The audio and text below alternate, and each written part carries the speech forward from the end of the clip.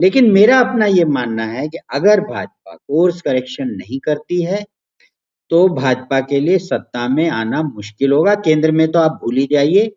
राज्यों में मैं सिर्फ यूपी का नहीं कहूंगा, क्योंकि यूपी के बारे में सवर्ण समाज की ये अवधारणा बनी हुई है कि यूपी में योगी जी को बढ़ने से रोका जा रहा है। अभी सवाल मैं लेने वाला था इसी पे।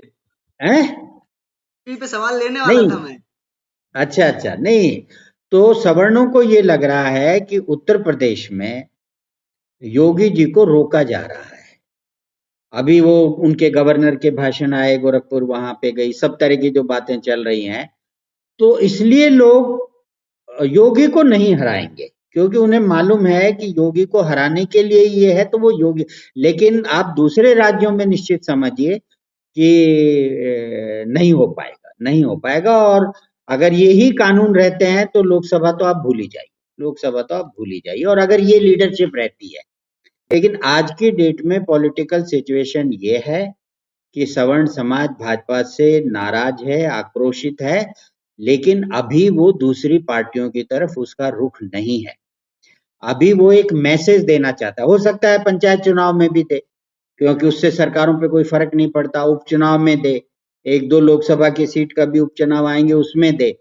लेकिन अगर उसको ये लगा कि नहीं, ये सरकार इसी विषमता के साथ आगे बढ़ना चाहती है जो न उनके समाज के हित में, न राष्ट्र के हित में, न हिंदू धर्म के हित में है, तो वो स्थिति जो बनेगी, उस स्थिति में तो फिर मतलब अगर वही रहती, अब आगे क्या होगा, वो पार्टी क्या करेगी, भाजपा उस पर निर्भर करेगा कि आगे की राजनीति क्या होगी।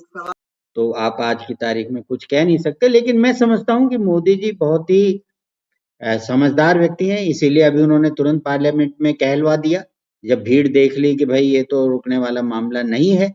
और उन्होंने सोचा था शायद इतना लंबा ना खींचे, लेकिन उनको शायद कोई ये बात भी समझा दे कि ये सवर्ण आंदोलन अदृश्य होकर भी चलेगा, क्योंकि ये लोगों के दिमाग में बैठ गया है।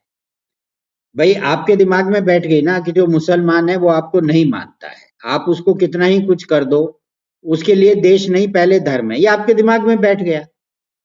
तो फिर कोई कितना ही अच्छा मुसलमान कोशिश भी करे तो आपको डाउट रहता है। ऐसे ही सवर्ण समाज के 5 साल के बच्चे से लेके और 90 साल के दादा दादी तक ये दिमाग में बैठ गया है कि ये मौजूदा सरकार की नीतियां सवर्ण समाज को खत्म करने के लिए, उसको विपदा में डालने के लिए, उसको कमजोर करने के लिए, और उसके साथ ही देश को, धर्म को कमजोर करने के लिए ये की जा रही है। तो वो निकलेंगे नहीं जब तक आप रोल बैक नहीं करेंगे और कानूनों में सुधार नहीं करेंगे, ये निश्चित।